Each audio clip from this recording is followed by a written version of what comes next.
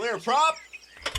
Star 73, Yankee number 2, following twin traffic, 3 mile final, clear subject. 1 Charlie Bravo, exit in runway 25, going 4 mile final. This is Behind the Prop with United Flight Systems owner and licensed pilot Bobby Doss and his co-host, Major Airline Captain and designated pilot examiner Wally Mulhern. Now let's go Behind the Prop. What's up, Wally? Hey, Bobby. How are you? I am fantastic, as always. This week, we're going to cover a few things, and if you've been listening to the show for quite some time, you know that I had a type rating approaching somewhere in the beginning of the year.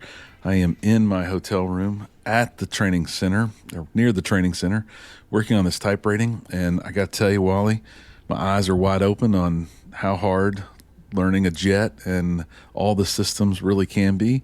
I thought 9 days of training for one plane was kind of crazy from afar, but every professional pilot I spoke with, when I said 9 days, they all said, "That's short?" And I was like, Yeah, that's short. 9 days, that's a lot. that was my thought. I thought, wow, that's quick. And really, it's 8 days. You have an option for an extra day if you're struggling. So it's really only 8 days. They gave us a ton of material. We were all supposed to come prepared. I thought I came prepared. I got to sit in the jet to play and practice. I had plenty of things in Flight Simulator. I thought I was prepared, but boy, did I come unprepared. And my eyes are wide open to how the school teaches our students and we prepare our students, because if the student doesn't come prepared, you just really they don't know. And guess who we've been learning with all week in that room? The lowest common denominator. So there's 5 of us, lots of instruction, but we're all learning at the pace of the lowest common denominator. And that sucks, because I'm a little bit ahead of that, but we're kind of stuck in that lowest common denominator mode. And I have a lot of things that I think I was proficient in, like instrument flying, but there's a difference in flying instruments in a prop plane at 8,000 feet and below and a jet at 18,000 feet and above. And I think SIDS and stars are the things that are programmatically kicking my butt.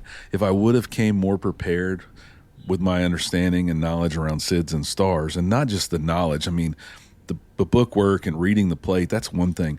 It's actually the implementation of it and knowing how to incorporate everything that the airframe can help you use to interact with the environment, the SIDS and stars. Man, I think the sim time would have been much more useful for me.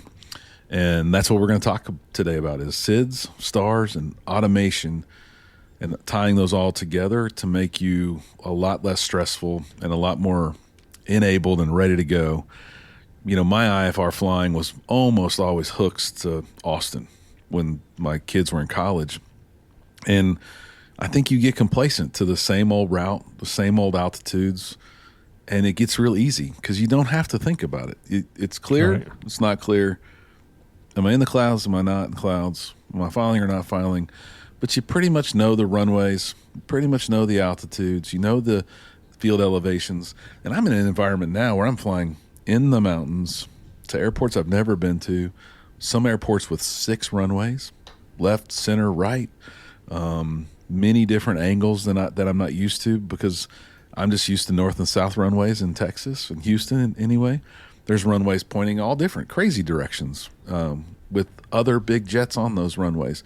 So it's been a ton of learning and fun, but I wanted to take this time to say, hey, SIDS and stars were not where they needed to be for Bobby Doss for this training, and I wanted to pass some of the things I've learned and tap your ears and your knowledge on how you do it in the real big world, and hope everybody will learn a little bit something as well. One of the crazy things, we didn't even get to prep on this one, but they talked to us one day, and I've got a pretty good study buddy in my class, and he said, you know what?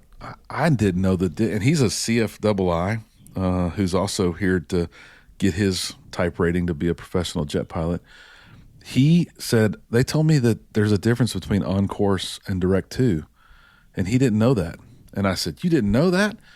Kind of as a smart aleck. And I said, I didn't either. What's the difference? Please educate me. And he pulled up the automation stuff, and there is a difference between on-course and direct to. And I think we should all know that. And for me to get as far along in my 500 plus hours as I have, it's kind of shocking that I didn't know what those two differences were. But we'll talk about those as well, and many other things that maybe I wasn't as smart as I should have been along the way. One of the big learnings was that SIDS and STARS in this world, faster airplanes, very populated airports, lots of congestion. The real goal is to keep the flow of traffic going and to reduce the amount of chatter on the radio. If they had to give vectors to every plane at Houston Intercontinental, it would be a nightmare. The flow. Can you imagine what would happen to the flow? Normally, How far apart are the planes on final? Is it 6 miles? It can be less than 6. I mean, sometimes 5, and sometimes it's less than that. So I'm not sure. I'm not sure what it's supposed to be, but sometimes it is less than that. The amount of conversations that would be on those radios would be ridiculous if they didn't have all that traffic coming in from all around the world in a more organized fashion, which is really the purpose of the STAR. But we're going to start with SIDS today. And I think, again, living in Houston, Texas, flying from a few airports with no terrain and really no towers or buildings to speak of, the obstacle clearance is not something I think about on a regular basis. You fly other places. Tell us about some of the obstacles you avoid every week.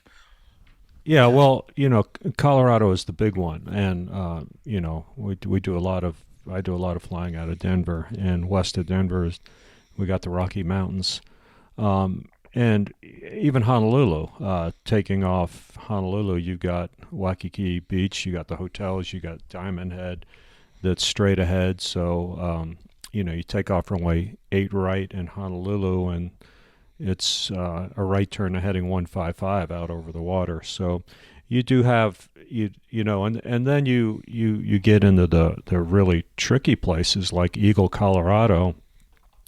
If you pull up the ILS approach to Eagle, Colorado, I think most of us expect that minimums on an approach, an ILS approach, are a half-mile visibility, usually 200 and a half, right? And so we kind of make that assumption. But if you look at the ILS to I think it's runway 25, I believe, in Eagle, the visibility minimum is 2 miles. And the reason is because guess how far away the mountain on the west side of the airport is? It's 2 miles. So on the missed approach, if you have to go missed, you need to be able to see that mountain because you got to turn left and go fly through this valley. And so Eagle is at my airline, that actually is considered basically a special airport. The first time you go in there, you have to go in with a check pilot and everything. It's actually like a special certification to go into an airport like that. Wow. And I recently just finished my instrument proficiency check to try and be as instrument proficient as I could be before I got here. And one of the first questions that the instructor asked me is, what are instrument procedures, departures providing you? What is the obstacle avoidance? And, I probably knew these defaults when I took my check ride with you many years ago. But it's probably something that slips away when you fly a prop plane on a 7,000-foot runway. You're probably not in a flat city with no obstacles. You're probably not worried about it. And I hadn't thought about it in a long time, but she taught me pretty quick that it is that you have to be 35 feet AGL at the end of the runway. I'm probably 800 feet at the end of the runway most days in my plane, but 35 feet AGL. You have to be able to climb to 400 feet before making any of your turns, including the vectors from ATC, and then you have to have a climb gradient of at least 200 feet per minute, which even the slowest, weakest plane out there can probably do 200 feet in Houston, but maybe not in Colorado, right? So we have to be aware of those things as defaults based on the airport that we're at and what we're going to be departing to before we make any big turns or changes. And that's just something I haven't thought about in a long time, but it's something that I think is important to think about when you're departing these airports that maybe you're not familiar with. And then understanding what type of a SID you're on. There's 3 types of SIDs. I think the most common that we are using are RNAV departures. That's really the second one. It's kind of pre-planned routes, and we'll come back to that one. The first one is a radar departure, which is kind of intended to be, you get a little bit of information to get started on, but you're going to be vectored by ATC. And there's this word in all of these SIDs that is thence. I haven't heard the word thence in a long time. I don't even ever remember reading it when I was in my training for IFR, but thence is everywhere. And I looked it up just so I could be right on this podcast. Dictionary.com says that word means from that point or from that place. So when you get in a SID to a point where it says thence ... in essence, it's telling you from this point, follow these instructions. And normally those instructions are very long. And what I told my classmates this week is these instructors are just as biased as I am in Houston, because they read the same plate for Memphis, Tyson, Nashville over and over in this training, because every scenario in the first few days are those 3 airports. So they know the words. They're looking at this block of information with 8 line items in it, 8 notes, right? And they're like, do you see this note? It says we can't go left. And I'm like, I haven't even got through reading all 8 notes yet. I'm not as biased, or I'm not as familiar. And it takes time. You would have to prepare and plan for some of these things. But the third one is a hybrid SID, which is a little bit of radar vectors and a lot of pre-planned routes at the end of it, to probably avoid some terrain or something that might not be best for you and your airplane if you're flying them. But flying the radar departure, the RNAV, I've learned so much that my little prop plane's not been able to do, right? It's mostly about the speed and altitude. These SIDs, and I've flown SIDs, we get a SID out of hooks quite a bit. But if I'm always going west, there's one I'm getting every time. It's the Industry 9, probably transitioning via Syntex. And I've probably flown that 50 times. How long do you think I'm actually on that SID when I leave hooks in a 182, Wally? Maybe not at all. Maybe not at all. It's a very true statement. But when I don't think the longest I think I've ever flown is like 3 minutes. And it was like in IMC. Right. 3 minutes is about how long it takes you to get out of that first shelf from hooks. And what do you think they say? They don't even say direct Syntex. They just say direct Austin, right? Like you're clear direct. Again, 45-minute flight maybe from there. But the part of that is my muscle around this procedure has not been very strong. And this week it has gotten a lot stronger, and my understanding has gotten much more crisp about how to read those plates. All the supplemental stuff in the terminal procedure, I know I studied that for my instrument time, but I don't remember reading much past those days. Right. Because, again, I'm not at altitude. I don't really have to go to this thing I use almost every flight now about the climb gradient based on my airspeed. What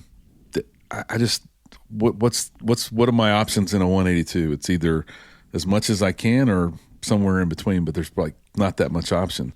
We were talking energy management before we started, and you reminded me that the cruise speed of a 172 is about 20 knots faster than the VREF. So there's not a lot of difference. But in a jet, you may be going 3 times faster, 4 times faster, 5 times faster ground speed than you are at VREF. And to get down from 31,000 feet is a very different ball game than 8,000 in a 172. Yeah.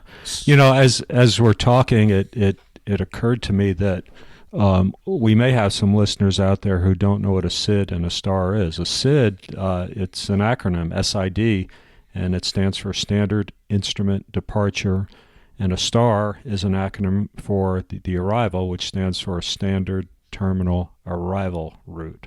So it's basically, it's that intermediate area. It's not the approach, it's not the en route, it's kind of the terminal area. So, and you see these at at larger airports. I remember the magazine Professional Pilot always had a.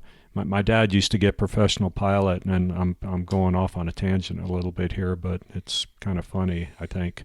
My dad got Professional Pilot, and it came every month, and whenever it would come in the mail, I would grab it and go through and look at all the pictures and everything. And there was a section in the back that was a cartoon, and it was called Sid and Star.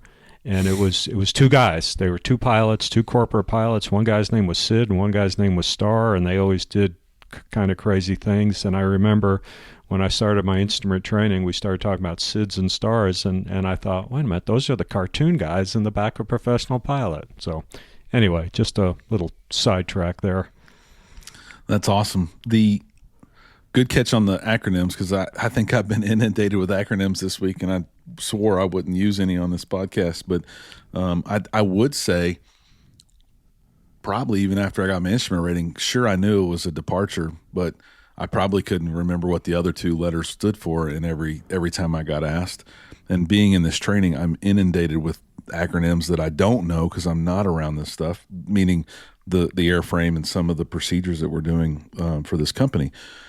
But the departure is important for faster, bigger flows, no question.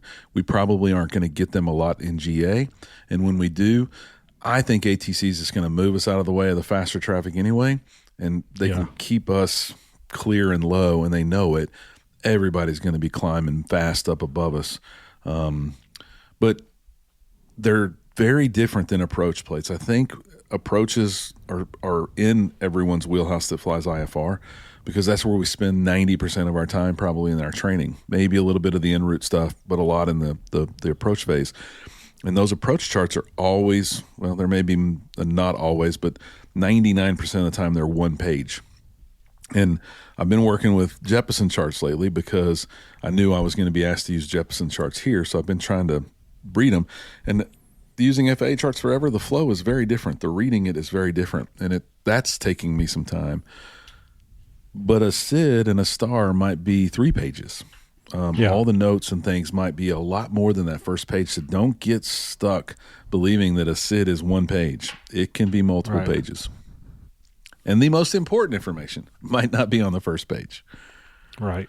Yeah, there's go ahead. Oh, I was going to say there are a lot of little notes on especially the stars. I know from experience flying into Houston and flying into Denver a lot. I mean, the airplane I fly wants to descend about 310 knots, but the SIDs and the stars rather for Houston and Denver require you to fly at 280 knots. So that's something we always have to go in for those two airports. And then if I go to another airport that I'm not familiar with, you really have to scour over the notes because, if everybody's coming in at 280 and somebody comes in doing 310, it can kind of mess with the flow of traffic.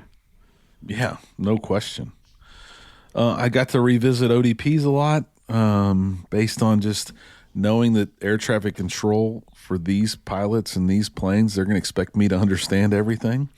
And just a quick reminder that the ODP is going to be there if the 40-to-1 can't be met to avoid something, right? And in most cases, that's probably going to be mountains or something really big towards the end of the runway. But if you think 40-to-1 being the surface deck that the ODP has got to be able to accomplish, and if not, then there's going to be an ODP that you're going to have to follow to get out.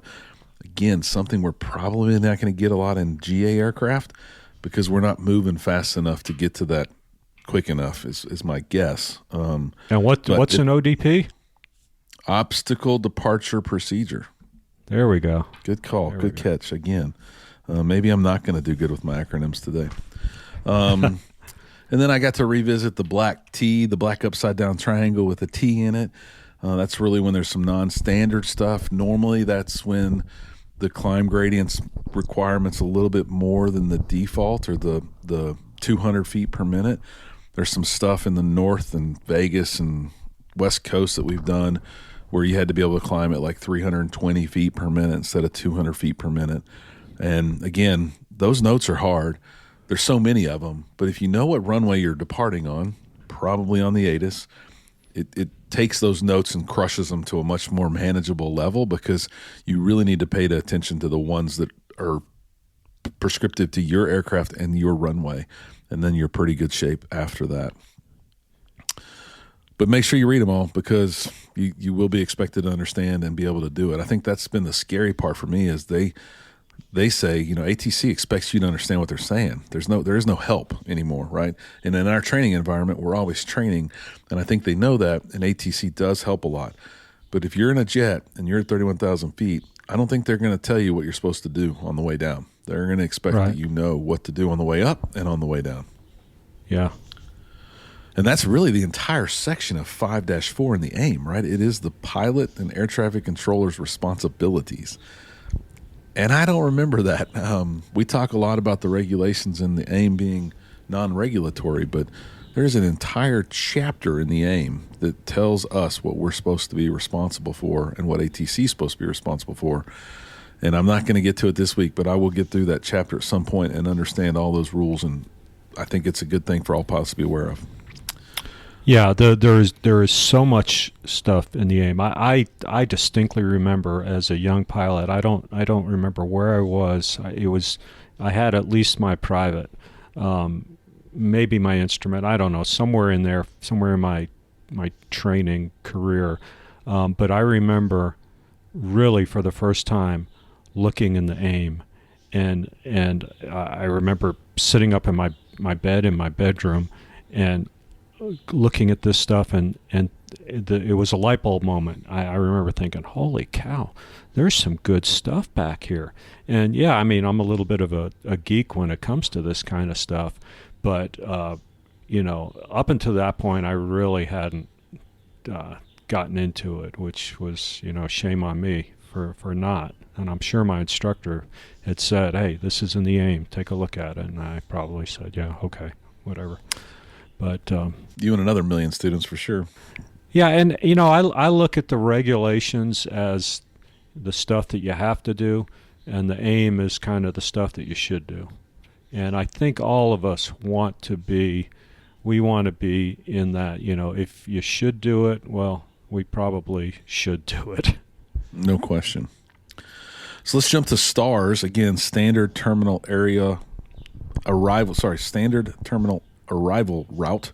And this, I think on the SIDS, even in this jet, we're pretty much vectored fairly quick to go ahead and get up and get out, right? I think that once you get pointed in the direction of the flow of traffic, maybe it's because it's training, but they are giving us vectors and an altitude, and we're pretty much gone fairly quick off the SID. But the STAR is much different. Again, I think they're managing a lot of big iron, little iron coming into these airports. And it's important that you can conform to these, because they have a lot of things that I never really had to pay attention to in my prop planes, and that is both altitude restrictions and speed restrictions. And in this jet, we can't meet a lot of the speed restrictions on the high end. So if it says like yours, you just use an example of 280. This jet cannot get to 280. It's a limitation of the plane indicated. So the ground speed's probably there quite a bit, but we can't indicate that due to the limitation on the airframe. So we have to slow down, or we have to tell ATC we're not going to be able to make some speed restrictions. And in most cases, they're probably going to say, okay, best forward speed, and we talked about that a couple weeks ago. But it is important that you understand all of those and then understand how they fit into the whole flow. A lot of times in the arrivals, we'll see MEA and a MOCA, which is a minimum en route altitude and a minimum obstacle clearance altitude. Those are there for situational awareness or just really pilot awareness. We still have to fly the route guidance and the altitude that's on that arrival, but it's there to help us have some awareness of what it would be if we maybe lost something, communications, or had an emergency, so we knew we weren't going to get ourselves in trouble. Just make sure we were trying to do everything we could to stay above those two altitudes. The thing that I think shocked me the most is when I heard descend via for the first time, Wally. if you're a pilot that's never been above 8,000 feet, really to speak of as pilot in command, when you're at 31,000 feet for the first time and you're probably doing your first star and they say descend via, you're clear for the arrival, I really had no idea what that meant. And I kind of went to grasping for straws there a little bit. How many times do you get descend via? Most of the time, I would say 80% of the time. And you know what? I'm a fan. I'm a huge fan of it now that I understand it, right? It's so nice because it's almost like being cleared direct to. You know, you're never going to get direct to in a jet from 31,000 feet on the way into a terminal area. There's just too much flow. I would say maybe, but it's very rare. So to get descend via, the automation will take over. If you've got it programmed correctly, that's our next section. But if you got it set up correctly, descend via is like a luxury for a pilot because it's probably already in our flight plan. We probably have all the altitudes bugged. The plane's going to fly the majority of that for us, and we get to just sit back and enjoy the ride and probably use all that energy that we used getting up and all that fuel we used to get up to descend and save a lot of economy on the way down for sure. I just didn't know what it meant. The other thing is you can be cleared for an arrival, but that doesn't mean you can leave your last assigned altitude. So if I was on an altitude from ATC at 25,000 feet and they said clear the arrival, again, going back to that chapter in the AIM, I, as the pilot, need to understand what that means. That does not mean that I'm cleared to descend. It means I'm cleared to follow the route, the lateral guidance, not the vertical guidance. Well, when we go into San Francisco, they give that to you a lot. They'll say, clear for the FMS bridge visual lateral only. So fly the lateral. Well, just do what they say. Don't descend, basically. Right. And we're going to get to autopilot or automation really, really quick here, but I think my eyes are like wide open or made wide open this week by how the autopilot works. I knew how it worked, but I think there's really three components in the autopilot that I've really come to learn and manage, and this is one of them. There's a lateral guidance section, a vertical guidance section, and then a mode section. And if you know that, and in this plane there's auto throttle, so there's an auto throttle section. And I would assume your jet, although much more complicated, has those same four sections. You got and the other component that's going to sound crazy to listeners who know I have a podcast with 160 plus episodes. I don't think I realized that what we were doing, again, I'm confessing here, I don't think I realized what we were doing was programming the flight director. The only thing autopilot does is get engaged to then follow the flight director. What we're doing in most of the emergency stuff in this type rating class is, if we've done it right, we're hand flying the flight director because the automation is not really the autopilot. It is, but it's not. It's the flight director. And then the servos in that said autopilot just do what the flight director's telling them to do. And it sounds crazy, but my eyes are open to that. That's not that way in all airplanes. I mean, we can, big airplanes, we can turn the flight director off and everything's still going to work. So, well, I think you could do that in this plane too. But I guess what I'm saying is, if the flight director's on and the flight director mode controller has been told what you want it to do, maybe descend, maybe I want to capture a speed in an emergency, I want to be doing 120, which is best glide in this case. I can program the vertical guidance or the airspeed bug to 120, and that flight director will get me to stay on 120, even if autopilot's not engaged, which I have found so useful. And more often than not, I probably have had my 182 flight director still chasing the nav mode because I didn't build it correctly for my descent for me. And I end up turning the flight director off because I'm so freaking confused on, well, I don't want to be turning right. I want to be staying straight. Now I think I can go home, put the heading bug where I want it, put the airspeed and altitude where I want it, and that flight director will tell Bobby exactly how to hand fly that with the autopilot not engaged. So I almost feel embarrassed to say it, but I've learned a whole bunch about things that I should have already known how to use. And it's kind of crazy because as an ex-IT guy, still an IT guy, but many people tell me all the time, Wally, my computer's not doing what I want it to do. And what do you think happens when I walk over to inspect it? Yeah, It'd be like well, you looking they're over my not, shoulder on the autopilot. yeah, they're not telling the right thing. Yeah. Yeah, well, it's doing exactly what you told it to do last, you know? Right. Well, and it didn't save it where I wanted to save it. Show me how you did that. Click, click, click. Yep, it put it right where you told it to put it. You just didn't tell it to put the file where you wanted it to go. And I think that's been my self-confession on autopilot is I don't think I knew it. Like some people don't know computers. And I know I'm going to interact with it at a much different level when I get back. I know I've learned a lot in this training, but automation, as much as it can help me, in mostly in emergency situations in this course, I think it can probably cut my workload in half now through my descents and my approaches moving forward. Right. Because I know I can trust it a million times. Approach mode, the knowledge that I had around approach mode. But now it's Bobby's flows. It's how these instructors and how real world scenarios have helped me understand when is the right time.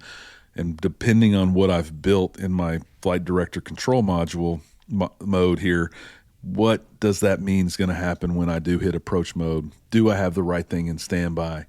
It just, the learning's been deep, and we could probably do an entire show on this stuff. But I think as much as it can help, Wally, I think it could really hurt some people too. I know it's hurt people. I know it has. And we have to do an autopilot stall at altitude in this plane.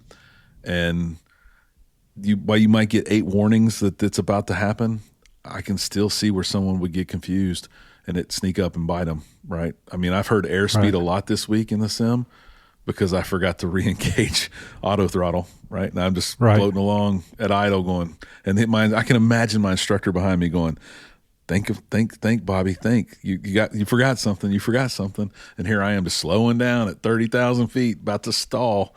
If you tell it what to do, but you don't engage it, and in our world now, we're calling that button it. If you don't button it, the plane's going to do exactly what you told it to do. It's going to save the file in the wrong spot, Wally. Yeah. You know, in the Boeings, we have what's called an FMA, which stands for a flight mode annunciator, and it's a required call out for us when we change the mode of an autopilot. If we go from heading select to LNAV, that it's not just a button push, because when you do push the button lights up, but that doesn't mean it's engaged. What you then have to do is you have to look over at the flight mode annunciator panel, the FMA, and see that you now have LNAV, and that's when we say LNAV is engaged. It's been said that pushing the button is like ordering at a restaurant, but what comes up on the FMA is what shows up at your table. You may order steak, but you may get chicken, okay? And until that food is in front of you, you really don't know what you're getting. And similarly, in this smaller plane, it's got a G3000. It's very similar to the G1000, but it's got what they call a autopilot scoreboard in the top of the PFD, right? And I can't tell you how many times I thought I told the autopilot to do what I wanted it to do, but it was just sitting up there white. It had not been engaged yet, right? And here I'm going. I asked a couple of people a couple of weeks ago while I was working on my PC in the hallway, I've never really understood what ROLPIT meant in my plane. Again, G1000, Garmin Autopilot. When you hit, I think I was always doing it backwards, but I would hit autopilot and then I would hit heading bug and then I'd turn my heading bug to what I want. So if I know I'm going west, but I'm on a north heading, I'd hit AP and then I'd hit HGD heading, HDG heading, and then I would turn the heading bug to 270. Probably the exact opposite. I probably should have been heading bug to 270, heading mode, and then autopilot, and let the plane fly what I programmed or built in that program. What I find here that I've been doing is I've been programming it and yet to forget to hit the dang autopilot button. because I'm so used to going in the other direction that I've always assumed that AP is engaged and being told what mode to be in. But I think I'm doing it. But when you hit that AP button, even in this jet, ROL and PIT come up. And I don't think that, from the people I've talked to, I don't think people really understand what that means. And I've come to greatly understand it this week. It's roll and pitch. And if they're both green when you hit autopilot, that plane is going to stay in the same roll that it's in and whatever pitch it's in. And it's just going to maintain that. And it's not going to change until you tell it to do something different. And that could have got Bobby in a lot of trouble in the past because I didn't understand that. I thought roll was like a intermediary to get to a heading that I might have bugged. That could have been dangerous. And I don't think I ever knew pitch was it. So if I was, God forbid, in unusual attitudes and I just hit AP, well, all that's going to do is hold me there in that exact pitch and roll characteristic. And that could have just got worse.